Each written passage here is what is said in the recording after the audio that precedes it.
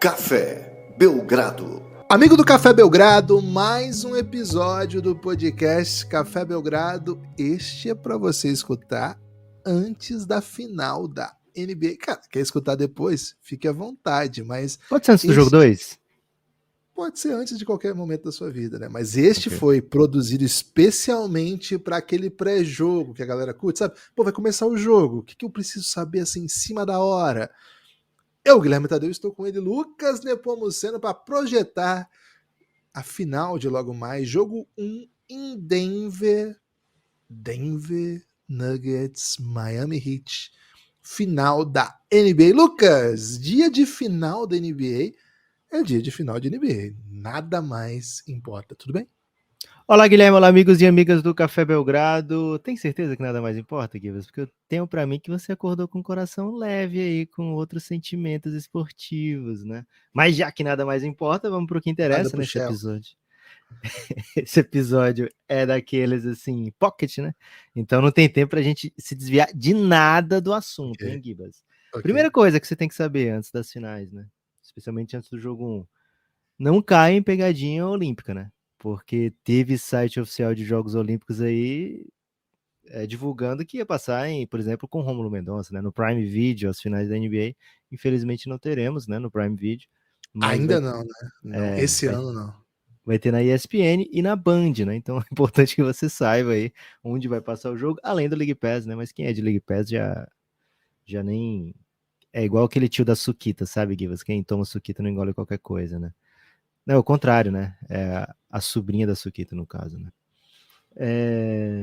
Já quase me desviava para outros assuntos, viu, Guilherme? Olha como é perigoso. Dia de final, o inimigo tá sempre à espreita, né? Gibas, seguinte. Outra coisa que eu quero trazer aqui, um debate de altíssimo nível, viu, Guilherme? Altitude ou atitude? O que é mais importante para você? Cara, depende da atitude, depende da altitude, né? Se for um La Paz, você pode botar a atitude que você quiser, velho. O bicho pega, né, cara? Aí não dá. Tem jogador que fica com o tubo de oxigênio ali do lado do banco de reserva, cara. Isso aí, assim... Qual é aquele time que o Flamengo e o Corinthians enfrentaram recentemente, que os caras usavam tubo de oxigênio? Ficou até um meme do Flamengo, né? Sempre que tá dizendo que tá tudo bem, aí mostra aquela galera com os tubos de oxigênio, assim. Cara, foi algum boliviano, certamente. Acho que foi boliviano, mas eu queria saber o time. É um time bem mais novo, assim, não é aquele time, não é um Bolívar. Foi o Always Red? Acho que não, Gibas. Mas tudo bem. Vai seguindo aí.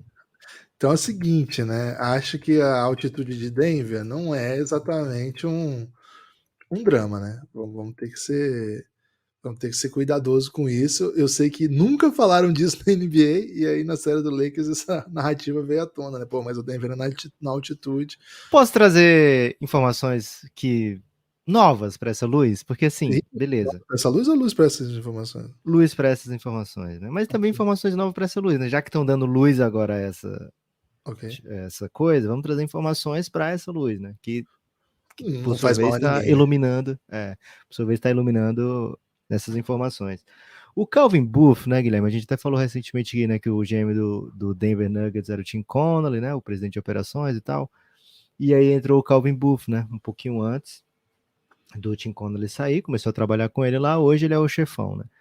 Quando ele chegou, ele pensou assim, maneiras de melhorar as nossas vantagens competitivas, né? E aí, uma das coisas que ele fez foi ressaltar a altitude, sabe, Gibas? Então, o Denver agora espalha pela arena informações sobre a altitude, espalha... Você já foi no Beach Park, Gibas, aqui? Ou algum outro parque aquático? Fui nos parques aquáticos paranaenses, que são sensivelmente mais modestos, Lucas. Mas eu não posso falar muito sobre isso hoje. Alguma vez que você entrou, você, por exemplo, você vai estar subindo num brinquedo, né? Aqueles que só pegam não tem, tudo muito terrestre. É tudo muito terrestre aqui no parque. Pois eu vou falar como é no Beach Park. Você vai subindo aqui os maiores brinquedos e tem um sistema de som em cada brinquedo e ele vai avisando, não pode ir grávida, não pode isso, não pode aquilo, porque vai ser muito assustador, vai ser muita velocidade, pessoas hipertensas não podem e tal, sabe? Esse tipo de disclaimer aí, e eles fazem isso em várias línguas, né? E tem alguns que eles querem dar medo e eles fazem isso junto com sabe? Que é para já criar aquele clima de, porra, tô me metendo aqui numa enrascada, né? E o Denver tá ressaltando isso, né? O Denver, ele tem toda aquela cerimônia pré-jogo, Gibas, e o Denver coloca, antes de anunciar o time de fora, ele coloca um disclaimer desse que leva a maior parte do tempo do anúncio do time.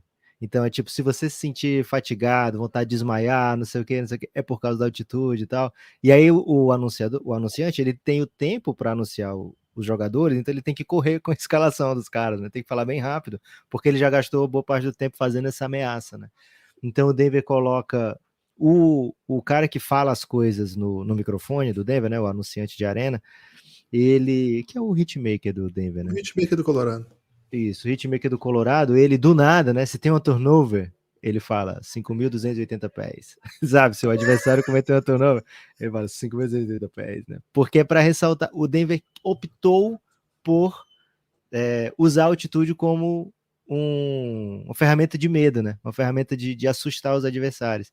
E aí tem essa matéria da ESPN nessa semana, e ele traz um balanço histórico, né? O Denver é o time que tem o melhor diferencial de vitórias de dentro de casa para fora de casa. Então, assim, são 30 pontos percentuais que o Denver tem de vantagem, né, quando joga em casa em relação ao que joga fora de casa. É a maior da liga, né, histórica, não é desse ano, é histórica. O Denver, aí nessa matéria, eles pegaram depoimentos de adversários e de jogadores do Denver também, né, do técnico, Mike Maloney, todos ressaltando que, cara, faz diferença sim, né. Então eles pegaram, por exemplo, o depoimento do Aaron Gordon, que vinha jogar antes uma vez por ano, quando ele estava no Orlando, ele dizia que às vezes ele não sentia nem os músculos dele quando ele estava jogando em Denver, né? Então, assim, por isso que eu te pergunto, e o Miami foi perguntado sobre isso na coletiva, e eles estão indo no lado da atitude, viu, Guilherme? Eles falam, não, pô, bota no Monte Everest esse jogo aí que a gente joga igual, né? Não tem problema. É hit culture aqui, né? E aí eu tô trazendo para você, Guilherme. Vai fazer diferença? Você sente que vai fazer diferença? Quando começar o jogo, é para prestar atenção nisso? Ou atitude acima de altitude? Eu prometi para você que ia trazer um debate daqueles, né? É isso. Esse é um debate Fox Sport Rádio, né? Na minha opinião, um debate que não faz o menor sentido. O Denver Nuggets tem essa altitude aí faz quanto tempo e agora finalmente chegou no final, né? Lucas, só uma para trazer mais informações dentro das suas informações, né? Luiz, e onde é que fica Luiz no meio disso? São 5.280 pés, o equivalente a 1.600 metros. 1.600 metros acima do nível do mar. Lucas, sabe quanto é os jogos no Bolívia, no The Strongest? 3.600, né? 3.600. É mais que o dobro dessa altitude de Denver. Aí, tipo, não dá nem para conversar. Para você ter uma ideia, na Libertadores você tem ainda em Quito, 2.800. Guayaquil, 2.800. Tem Arequipa, no Peru, 2.300. Essas são as altitudes que são consideradas assim. Pô, é punk lá, né? É punk. A de Denver, Lucas, cara, não tem aqui. Potosí, Guilherme. Potosí é o time que eu tava tentando lembrar. Potosí, não. O Corinthians nunca jogou contra o Potosí? Não, deve ter pegado em algum momento, mas não me lembro, pelo menos recentemente. Okay. Cara, mas eu acho que 1.600 metros é capaz de ter jogo no Brasil com essa altura. Ninguém fala a respeito. Eu tava querendo essa informação. Eu queria saber qual é o estádio mais alto do Brasil. Procurei aqui, não achei. Qual estádio de região mais alta do Brasil? Lucas, temos que seguir porque hoje é pocket. Mas essa altitude versus atitude é basicamente o mote desse episódio, né, Guilherme? É isso. Lucas, o estádio com maior altitude na Latinoamérica é o... Mas eu quero saber do Brasil, Gibbs. Mas é porque eu tô trazendo a informação do Always Red, né, que eu tinha trazido, que era 4.000 metros o Always Red. Esse é punk, hein, velho? 4.000 metros. Potosí, eu acho que é isso aí também, velho. Potosí é 4.000 metros também. E não tem assim, o Del Valle é 2.500 e não se fala de nenhum Brasa aqui, Lucas. O Brasa não pegou. O Del Valle maceta em casa, né? Mas ele maceta fora também. Eu queria saber do Brasil, qual é a região mais alta, né? Vou ter que fazer um estudo do relevo brasileiro para trazer essa informação, Lucas. E provavelmente vai ficar para o podcast 2, que vai valer a pena, né? Porque ainda é em Denver. Lucas, top 3 matchups dessa noite para ficar atento. Gibas, o Jokic foi perguntado sobre esse matchup dele com o Bam, e ele falou, cara, o Bam é um cara que joga como eu gosto de jogar também, né? A gente joga sem vaidades, joga pensando no coletivo, e esse jogo não vai ser Jokic contra Bam Adebayo, né? Mas ele mete essa, Gibas, mas ele sabe, né, que muita coisa vai se decidir a partir disso aí. O Bam Adebayo tem que conter o Jokic, não é conter... o Jokic hoje eu vou botar no bolso, né? Vou botar o Jokic no bolso e ele não vai ser positivo para o time dele. Não é isso. Conter o Jokic hoje em dia, Guilherme, é não deixar ele pegar o seu time e arrancar todas as vísceras. Se você conseguir fazer com que o Jokic não arranque todas as vísceras do seu time, você conteve o Jokic, sabe? Não é botar o Jokic na cadeia, é simplesmente impedir que ele seja um serial killer. Não sei se deu para me fazer entender. Eu assisti muito Criminal Minds. Boa. Então, assim, não, o Bam Adebayo provavelmente não vai ser capaz de fazer isso sozinho, né? Ele é um dos melhores defensores da NBA, um dos melhores defensores da posição, sei lá, do século, mas ele não vai ser capaz de fazer isso sozinho. Então vai ter muita estratégia coletiva do Miami Heat, mas esse sim é o primeiro matchup a ser pensado, né? O segundo matchup, o Aaron Gordon falou o seguinte, cara, o Jimmy Butler, cara, antes de começar a série é muito legal, né? Todo mundo enchendo a bola um do outro. O Jimmy Butler falou, o Aaron Gordon falou, de todos os adversários que a gente enfrentou agora nos playoffs, provavelmente o Jimmy Butler é o mais completo. De todos que eu marquei, ele marcou já Gibas, Anthony Edwards, ele marcou Devin Booker, ele marcou Kevin Durant, ele marcou LeBron James, ele marcou Anthony Davis, e ele tá dizendo que o Jimmy Butler é provavelmente o mais completo, né? Acho que isso fala muito sobre o tamanho do Jimmy Butler dentro da NBA e entre a moral que ele tem entre os jogadores, né? Ele é um cara muito focado em vitória e isso transparece pelo jeito que ele se porta dentro e fora de quadra, né? E acho que os jogadores respeitam muito esse jeito do Jimmy Butler. Talvez o mundo da NBA demore mais a entender o Jimmy Butler do que os próprios jogadores, né? O Jimmy Butler tem zero de autopromoção, assim. Isso é até também uma autopromoção, né? Quando ele fala, só ligo, eu não quero segurar o troféu de campeão do leste, né? Pra mim isso não importa. É um jeito de se autopromover, mas vindo do Jimmy Butler não parece fake, sabe? Tá dentro do personagem que é o Jimmy Butler, né? O cara que não gosta de ir pro All-Star Game, né? Que fica meio ofendido de estar jogando All-Star Game. Assim. Ele vai e aí ele chega lá e fala, não quero entrar não vai entrar não. Ele já fez isso. Né? Então esse matchup vai ser bem interessante, né? Como vai ser o Jimmy Butler defendido? Vai ser o Aaron Gordon? Vai ser o KCP? Vai ser uma mistura? O Nuggets vai trocar, sabe? Jimmy Butler, teoricamente, não é um cara que te pune quando você passa por baixo dos picks, né? Porque ele é um cara que não tem volume, mas nos playoffs é outra coisa. Ele tá achando, sei lá, 37% com mais de uma bola por jogo. Então, são alternativas aí pro Denver. E outra fundamental é até sobre aquela dupla que a gente falou, né? Quem vai ficar no Jamal Murray, né? Acredito que Jimmy Butler com o Bam Adebayo é uma dupla que deve defensivamente incomodar se o Denver começar a abusar de Jokic e Jamal Murray, e spoiler, né? Vai abusar. Mas eu não sei se você consegue sobreviver colocando Jimmy Butler e Bam Adebayo para marcar essa dupla o tempo todo, sabe? Porque do outro lado lá, eles não vão ser os defensores em evidência, né? O Jokic e o Jamal Murray não vão marcar Jimmy Butler e Adebayo, né? Então, os caras já estão jogando 40 e tantos minutos, e você querer que eles estejam em evidência dos dois lados da quadra o tempo todo, não é assim, não dá, velho, simplesmente não dá, não é razoável que você queira tudo isso, né? Você não pode ter tudo na vida, viu, Guilherme? Quem foi a primeira pessoa que te disse isso? Não pode ter tudo na vida. Provavelmente minha mãe ou meu pai, né? Não me lembro agora com precisão, mas você demorou quanto para dizer isso pro seu filho? Cara, ainda não tive na situação de dizer isso, porque aparentemente eu sou um pai muito permissivo, né, cara? Cara, ele acabou de me enganar. Minutos atrás ele acabou de me enganar. Olha o que ele fez. Ele sozinho ligou a televisão e, cara, é aquele negócio do Fire Stick que já tava lá o Dálmata lá, né? Que ele curte um Dálmata agora, né? Aí ele apertou o Dálmata. E aí, nisso, eu tava vindo pra gravar, né? E a mãe dele tava chegando. Eu falei, cara, provavelmente ela deixou ele vendo alguma coisa, porque ela não pode ficar aqui com ele agora. Só que ela esqueceu de dar o continuar, né? Assim, porque tava parado, né? O filme. Aí ele olhou pra mim, aí eu falei assim, filho, vamos desligar a televisão, porque a gente não deixa de televisão assim com frequência. Aí ele falou assim, mamãe, assistir desenho. Eu falei assim, entendi. Eu coloquei pra ele isso aí. Aí eu tô vindo pra cá, por que você ligou a televisão pra ele? Ele falou que você tinha esse nível, né?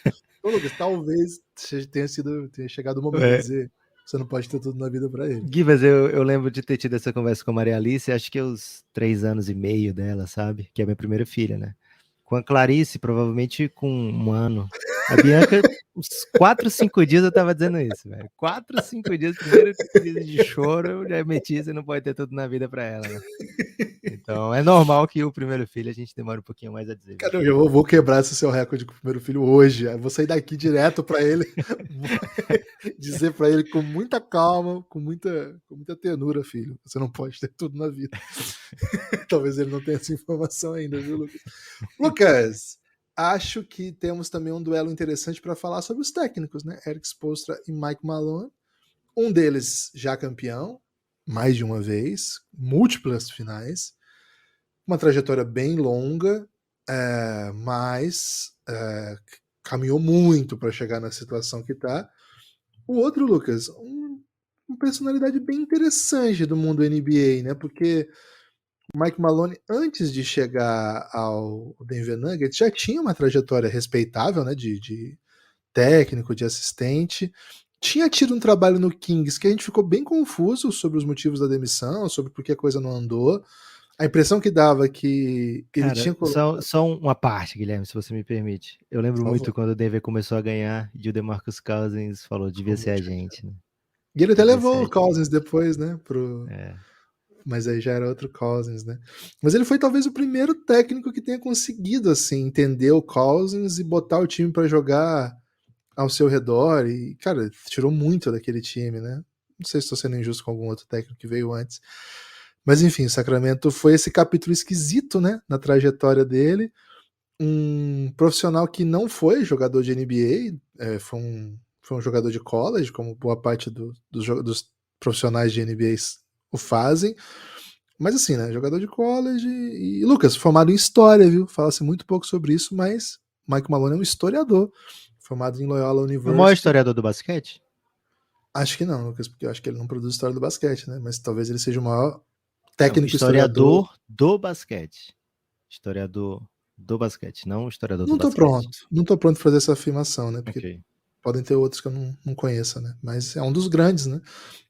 Da atualidade, pô, botou o time na final da NBA. Talvez seja o historiador assim, com mais prestígio hoje no mundo, né? Porque as pessoas estão olhando muito pouco para a história, até falo isso com um pouco de pesar. E ele tá aí na final da NBA, né? Não é fácil estar na final da NBA.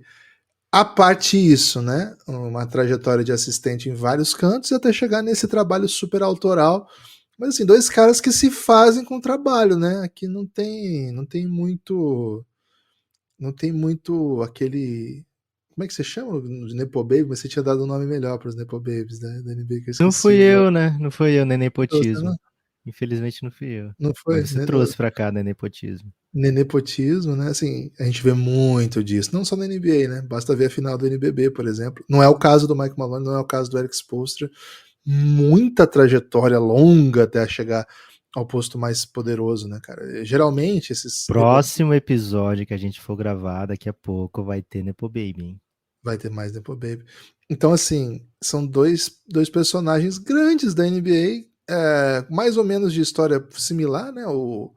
De história não, de idade similar, né? O Mike Malone tem 51 anos, o Erik Spoelstra 52. Os dois são um de 70, outro de 71, trajetórias um pouquinho diferentes, mas assim, o Erik Spoelstra também vem lá de vários cargos antes de chegar, né? O Mike Malone começou numa escola, Lucas, assim, uma escola de Baltimore, assistente técnico de uma escola de Baltimore. Cara, imagina o caminho que o cara tem que fazer de assistente técnico de uma escola de Baltimore para chegar à final da NBA. Então, 2 grandes nomes, 2 grandes pensadores do jogo. O Denver não seria o que seria, o que é, sem Mike Malone. Então, acho que vai começar a ganhar esse respeito. É um respeito que precisa ser conquistado assim, né? Você conquista esse tipo de respeito na NBA com boas campanhas, como ele tem entregado, mas chegando ao grande palco, acho que a noite de logo mais, Lucas, vai nos presentear também muito ajuste para lá e para cá, muita coisa muito interessante. E acho que dessa vez, do lado do opositor ao Erik Spoelstra, vai ter um cara que tem um pouco mais de confiança, um pouco mais de experiência, muito mais de conhecimento do seu próprio elenco, e já esteve nessa situação algumas vezes, situação que eu digo de jogo grande. Mas, reitero, Lucas, é um cara que disputou múltiplas finais e viveu tudo que é possível viver em final. Tudo que é possível viver na final, Erik Spoelstra já viveu. Contra um cara que ainda não viveu. Pesa isso, Lucas, ainda aqui na altitude de Denver? Gibas, pesa, acho assim, na hora que começa o jogo, é um jogo, né? É um jogo que é basquete, é 48 minutos, é trabalhar a arbitragem, é trabalhar seus jogadores, é ler o que tá acontecendo. Então, assim, talvez não pese tanto quanto, pô, acabou o jogo, eu já tive nessa situação antes, sabe? Versus, eu nunca tive nessa situação. Então, o fato do Spoelstra estar indo para.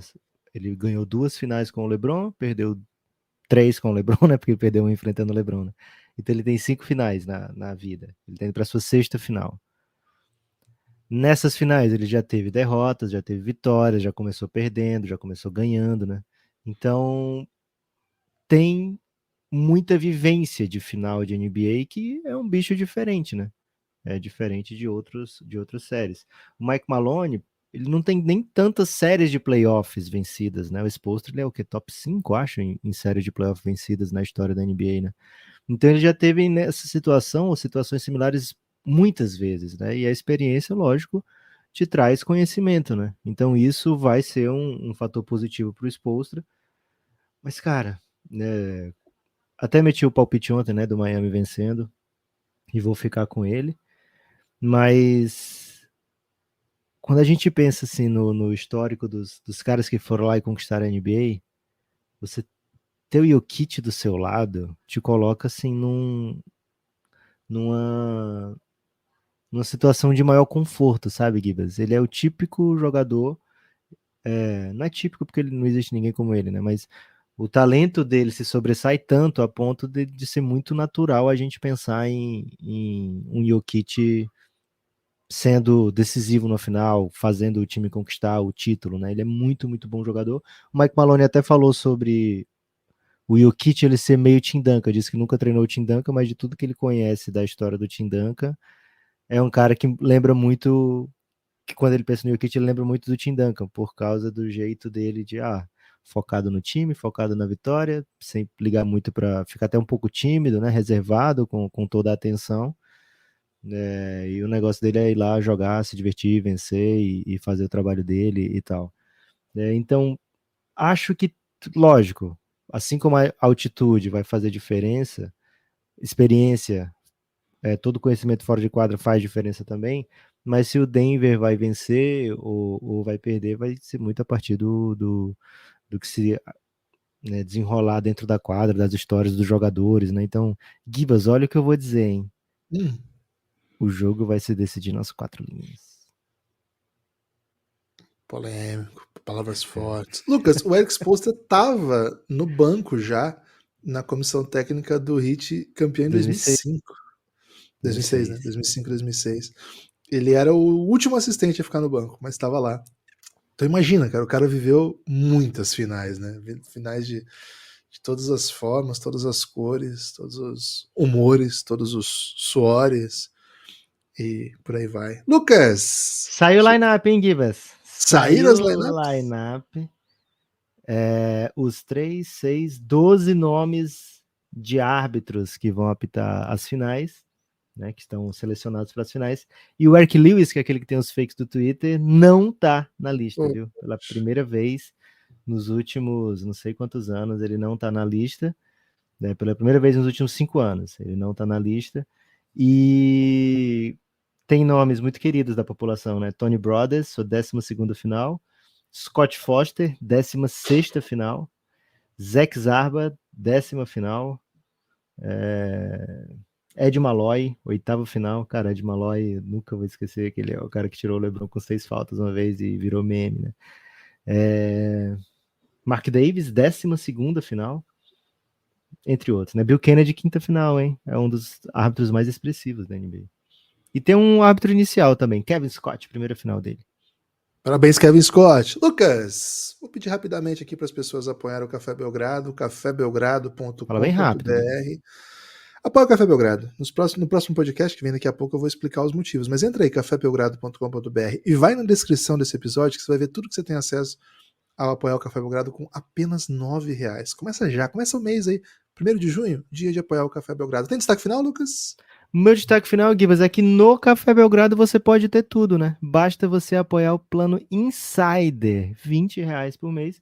Você vai ter todo o conteúdo exclusivo de áudio, e além disso ainda vai vir com a gente acompanhar as finais in loco no Telegram, né? É um tipo de in loco diferente, né? Mas a gente vai repercutir, viver com você, comentar, e toda a comunidade do Café Belgrado vai se juntar para viver essa grande experiência, essa grande emoção. Valeu, Gibas. O meu destaque final é: acabou o jogo, corre pro YouTube que tem Pixcast, né? Aquele podcast que a gente... Ou Twitch, hein? Ou Twitch, verdade. Pô, chegamos a 6 mil no YouTube, 10 mil na Twitch, viu? Então, muito obrigado a todo mundo que tem 16 mil pessoas online hoje, hein? Queremos ver. Acho que não vai dar, porque uma das seguidoras é minha mãe, essa hora ela já tá dormindo, né? Então, 15.999 pessoas online hoje. Acabou o jogo, corre pra live do Belgradão. A gente te espera lá. Valeu, forte abraço.